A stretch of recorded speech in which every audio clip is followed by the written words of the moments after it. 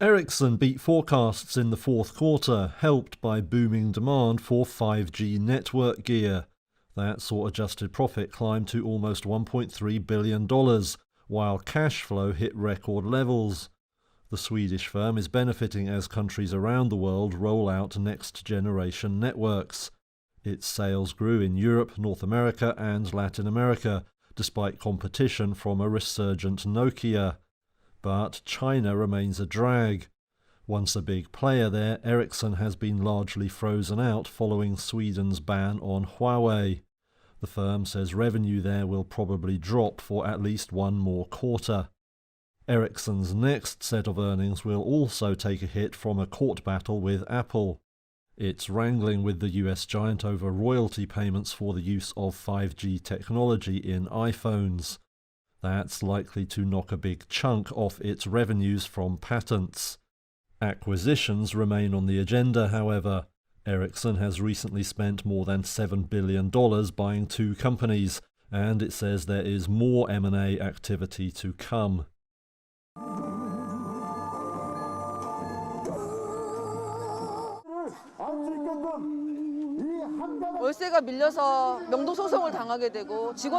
I haven't been able to pay monthly rent, so I'm facing an eviction suit and had to fire employees. I have no life. I'm standing on the edge of a cliff and must do something. I even thought about dying, but there's nothing I could do after I die. So I decided to do everything I can and came here to shave my head.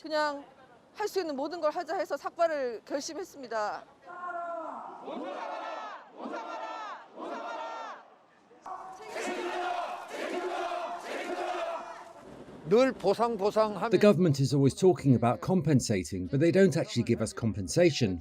We came here to receive real compensation for our losses and to have the freedom to operate whatever business hours we want.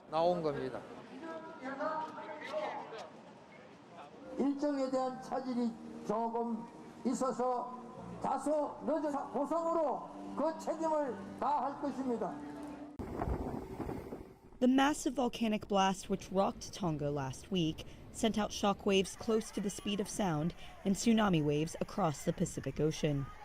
And now one expert says it could also provide valuable clues about the formation of other planets. I got a call and they said, it blew. You don't have an island anymore. That's one of NASA's chief scientists, James Garvin, who says they've been studying the volcano for 7 years. Now they're examining what's left of the islands, Hunga Tonga and Hunga Hapai. So we took that volume of mass, ejected, and the energetics to explosively fragmented, and calculated using fairly classical techniques how much energy that would take to break rock that you could build a city building on, to break it up into little bits and throw it as ash and steam up to tens to hundreds of thousands of feet. And so we did that calculation, and we got numbers that range from something equivalent to the blast of a small asteroid that would hit the Earth, about 10 metric tons, megatons of TNT equivalent, to things even bigger. The Hunga Tonga Hunga Hapai volcano sits on the seismically active Pacific Ring of Fire. The eruption on January 15th was so powerful that it could be heard over 1,000 miles away, and huge clouds of ash could be seen from space.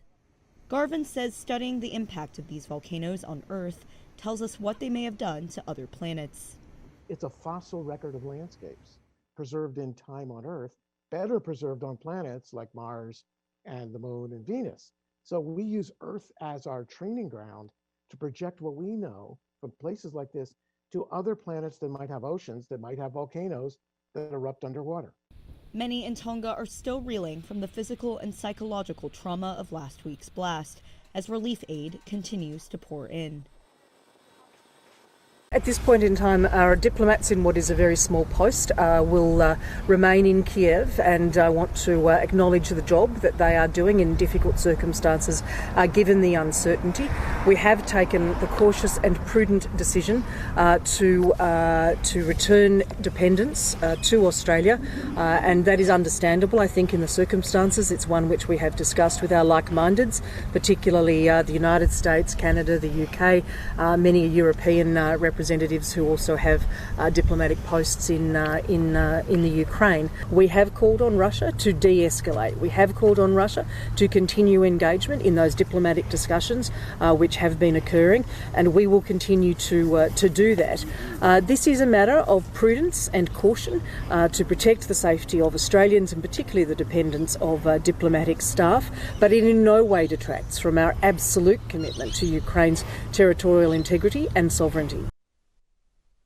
The problems keep building for Credit Suisse, with the lender warning it will post a fourth quarter loss.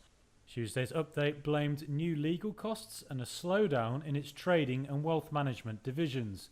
The bank said it's on track for an overall Q4 loss of around $1.75 billion. Credit Suisse said its investment arm was hit by lower transaction-based revenue. It pointed to a downturn in Asia, plus a return to more normal trading conditions following a bumper couple of years. It's also due to make a fresh legal payment of about $544 million to settle legacy cases related to its investment bank. The lender is trying to change a freewheeling culture that has cost it billions and led to a series of scandals. It wants to rein in its investment bankers and instead look after the fortunes of the world's rich. The firm also wants to reform its risk management culture. But things got off to a bad start this year when Chairman Antonio Horta Azario was forced to resign for breaching COVID protocols.